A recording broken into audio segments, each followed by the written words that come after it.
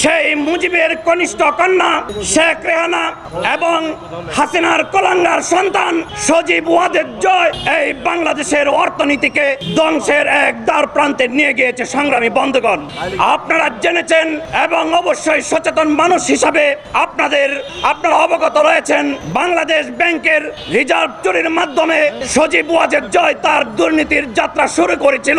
সেই দুর্নীতির যাত্রার মাধ্যমে আপনারা ইতিমধ্যেই মিডিয়ার মাধ্যমে জানতে পেরেছেন সে মূলত বাংলাদেশ ব্যাংকের নিয়ন্ত্রণ করে বাংলাদেশের অর্থনীতিকে পঙ্গু করে দেবার জন্য সুদূর প্রসারী চক্রান্তে লিপ্ত ছিল। সংগ্রামী বন্ধুগণ, আপনারা রেহানা বা ছোট আপা নামে যে বাংলাদেশে পরিচিত ছিল, সেই শেখ রেহানার দুর্নীতি সম্পর্কে অবশ্যই আপনারা অবগত রয়েছেন।